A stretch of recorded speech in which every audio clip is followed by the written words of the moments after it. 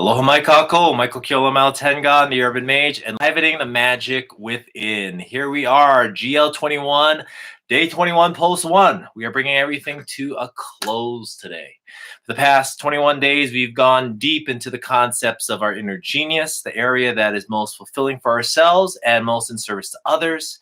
We've gone further to expand upon our personal brand, the statements that we live our lives by and how we really move into this place of service.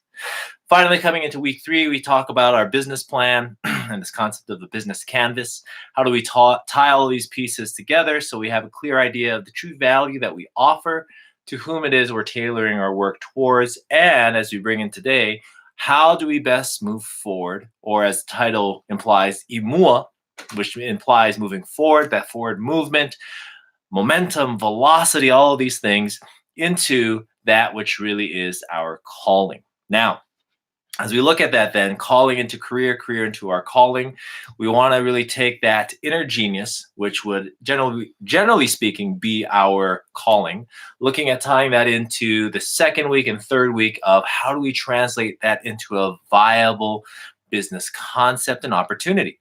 Now, as such, there's a lot of nuances in terms of building an actual business. Business being also as an organization, do I do a sole proprietorship versus an S corporation versus an LLC? Going into further, some of the liability and insurance-based questions as well, all of which are definitely a part of the process. Just in the 21 days, it was really focusing upon those core aspects. So the way forward now, since we have an idea of how we're best in service to ourselves and to others, some of the concepts of a personal brand, and going into that last part in terms of a business identity, then really gives us a lot that we can really start to pull together. Now, one piece going way back to week 1, we talk about the time allocation sheet. What is the time that you look at in terms of how you spend right now, and also looking at where are the opportunities to open up more focus. So now as we look at the way forward, one of the things to consider is for the next, 3 months, 6 months, 12 months, 24 months, what is your timeline of this transition? Question 1 really being, what is that timeline of this transition? And adjusting from there. If you're not looking at making any large transitions in the next, year or so, then you can put that off a little bit, parcel and piecemeal off time per week, say 1 to 2 hours per week or even per month. Depending upon your urgency, I would highly recommend investing more time that you have. 5 hours per week, 10 hours per week, whatever it is that you're focusing upon. I myself am transitioning into an influencer role. And so as such, I'm spending probably about 4 to 6 hours per week doing things like the broadcasts, making videos, creating content, doing research, social media, so on and so forth, which brings us now into our second area. So once you have a timeline set, next we want to see what are all the things that, now that we have that vision in place from week 2, now that we have an idea of where, what that calling is to begin with from week 1, what is it that I want to do now? What is it that I need to do to focus my attention upon realizing whatever this is? And so going into logo design to, again, business identity, sole proprietorship, so on and so forth. What are the necessary steps of becoming an actual and legitimate business entity? Now, as that happens, then once that's created, we come into week 3. Now, not week 3, step 3, rather. What are or who are the necessary people to be a part of your power team, your mastermind collective?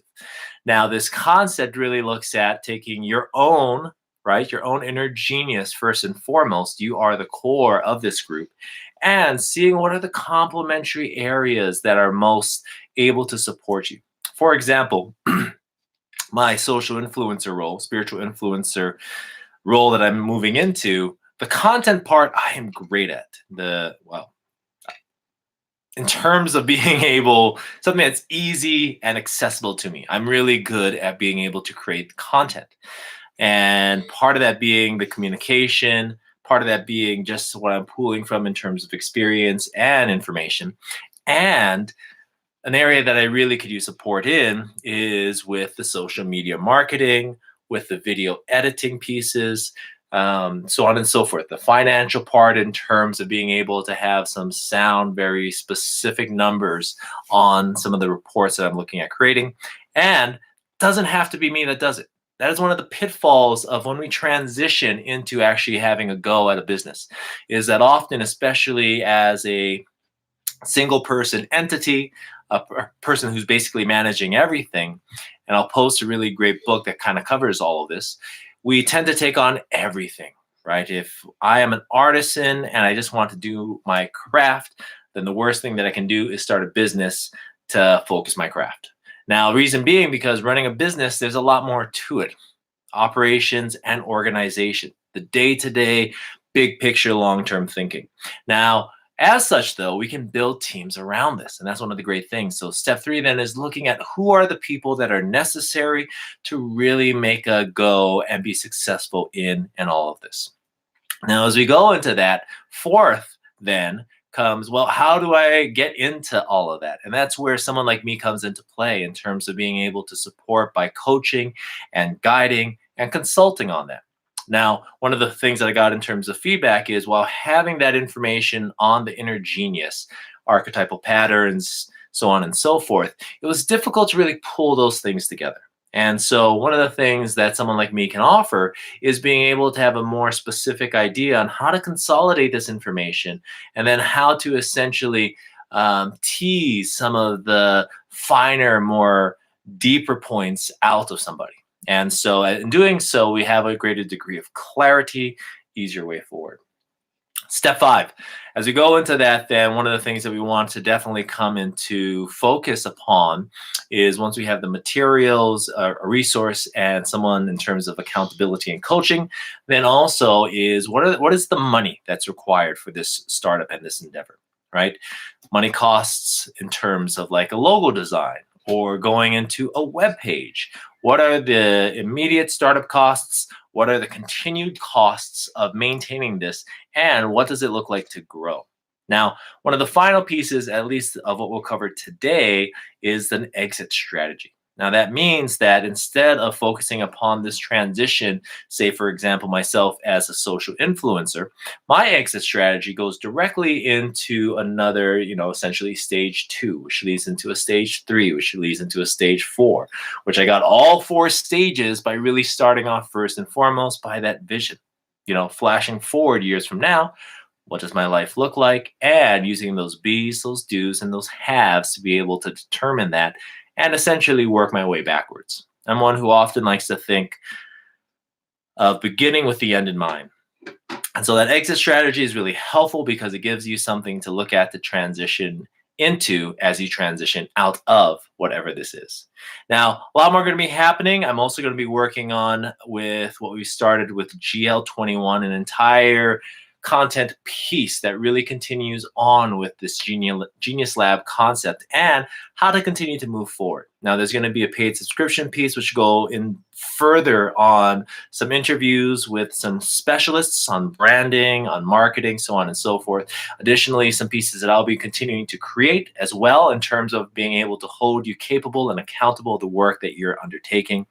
Additionally, private coaching is also available. The private coaching is going to be Skype-based, and so basically I'll help you and support you on going through all that information, being able to set up a timeline, holding you accountable and capable for that transition in the next few months, year, or years, whatever that looks like for you. In any case, if you have any questions, then by all means, comment below. Otherwise, it has been my great pleasure to facilitate this whole process with you, learning as much as I really felt that I have been teaching. Additionally, this is something that really is very important, near and dear to my heart, because when we live a life of purpose, we are giving from a pure place of love. And as we give from that pure place of love, we truly can be in service to those around us. That's it for now, though. Love and aloha to you all. Take care of each other, and ahui ho.